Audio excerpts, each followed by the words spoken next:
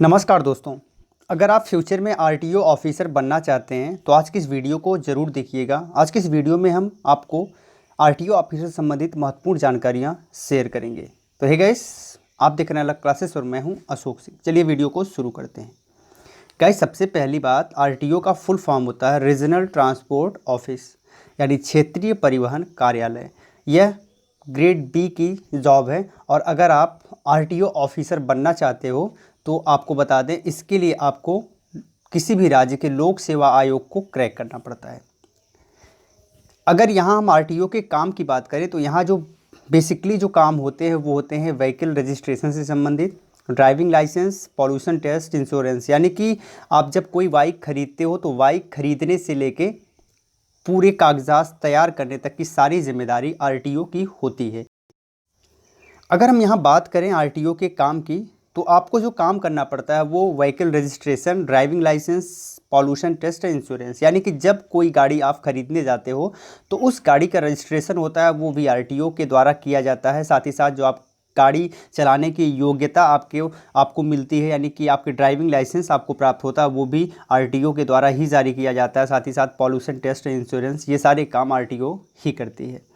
इसके बाद अगली बात आती है आरटीओ ऑफिसर बनने की। तो यहाँ पर कोई डायरेक्ट ज्वाइनिंग नहीं होती, आपको आरटीओ ऑफिसर आप डायरेक्ट नहीं बन सकते। इसके लिए आपको इससे नीचे के पोस्ट पर जाना पड़ेगा, फिर प्रमोशन के बाद कुछ काम के अनुभव के बाद आप आरटीओ ऑफिसर बन सकते हैं। ये कुछ टेक्निकल और मैकेनिकल कोर्स हैं।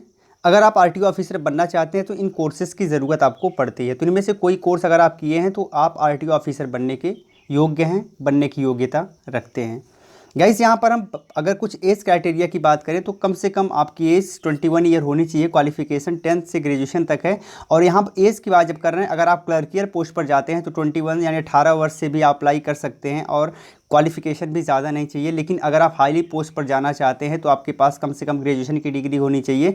और ये जो हाईली पोस्ट पर जाने के लिए आपको सबसे पहले अप्लाई करना पड़ता है किसी भी राज्य के लोक सेवा आयोग को, यानी कि लोक सेवा आयोग से इसकी वैकेंसियाँ निकलती हैं और आपको फॉर्म जो भरना पड़ता है वो एआरटीओ या फिर आईएमबी के लिए फॉर्म भरना पड़ता है। और इसी के बाद आप ज्वाइन इस पोस्ट पर करते हो, फिर धीरे धीरे आपका प्रमोशन होकर आप आरटीओ ऑफिसर बन पाते हो। तो ये आपको ध्यान रखना है कि आपको लोक सेवा आयोग के माध्यम से जो वैकेंसियाँ, जो रिक्तियाँ निकलती हैं, उसी रिक्तियों को फुलफिल करना पड़ेगा। अगर हम लोक सेवा के परीक्षाओं की बात करें तो यहाँ पर रिटन टेस्ट आपको देना पड़ेगा, फिजिकल टेस्ट देना पड़ेगा और फिर आपका इंटरव्यू होगा और इसके बाद फाइनली आपकी ज्वाइनिंग हो पाती है। तो ये एक पूरा लंबा प्रोसीजर है जो आपको फॉलो करना पड़ता है।